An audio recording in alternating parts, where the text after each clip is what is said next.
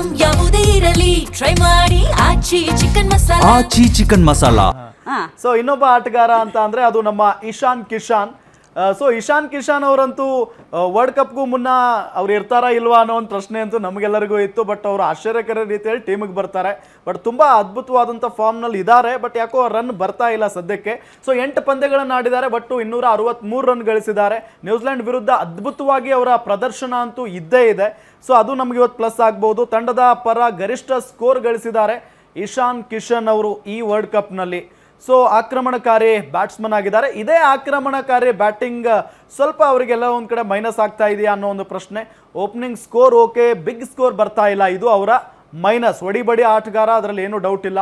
ತಂಡದ ಪರಿಸ್ಥಿತಿಗೆ ತಕ್ಕಂತೆ ಆಟ ಆಡೋದು ಇವರು ಸ್ವಲ್ಪ ಕಡಿಮೆ. ICC ಟೂರ್ನಿಯ ಫೈನಲ್ ಒತ್ತಡ ನಿಭಾಯಿಸುವ ಸವಾಲು ಅವರಿಗೆ ಇದ್ದೇ ಇದೆ. ಇನ್ನು ಯಂಗ್ಸ್ಟರ್ ಕೂಡ ಸ್ವಲ್ಪ ಅನುಭವ ಅಂತೂ ಇದ್ದೇ ಇದೆ. ಸ್ಪಿನ್ ಬಾಲ್ ಜಡ್ಜ್ಮೆಂಟ್ನಲ್ಲಿ ಸ್ವಲ್ಪ ಎಡುತ್ತಾ ಇದ್ದಾರೆ ಇಶಾನ್ ಕಿಶಾನ್. ಅದು ಸ್ವಲ್ಪ ಅವರಿಗೆ ಮೈನಸ್ ಆಗುವಂಥ ಸಾಧ್ಯತೆ ಇದೆ.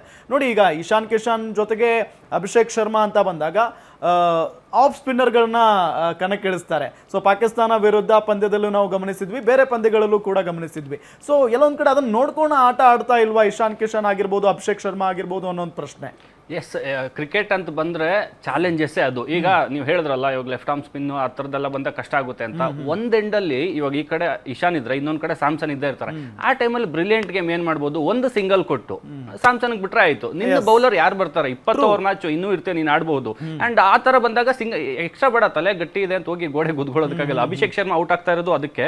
ಅಂಡ್ ನಿಭಾಯಿಸೋದಕ್ಕೆ ಆಗ್ತಾ ಇಲ್ಲ ಇಶಾನ್ ಅಂತ ಬಂದ್ರು ಕೂಡ ಅದೇ. ಆ ಟೈಮಲ್ಲಿ ಒಂದು ಸಿಂಗಲ್ ಕೊಟ್ಟು ಸಂಜು ಸ್ಯಾಮ್ಸನ್ ಕೊಟ್ರೆ ಆರಾಮಾಗಿ ನಿಭಾಯಿಸಬಹುದು. ಅಂಡ್ ಪ್ರೆಷರ್ ಅಂತ ಬಂದಾಗ ಅದನ್ನ ನಿಭಾಯಿಸ್ತಾರ ಅನ್ನೋದೊಂದು ಕ್ವಶನ್ ಇದೆಯಲ್ಲ, 100% ನಿಭಾಯಿಸ್ತಾರೆ. ಇವಾಗ ಯಾವಾಗಲೂ ನಾವು ವರ್ಲ್ಡ್ ಕಪ್ ಒಂದು ತೂಕ ಅಂದ್ರೆ ಇಂಡಿಯಾ ಪಾಕಿಸ್ತಾನ ಮ್ಯಾಚೇ ಒಂದು ತೂಕ.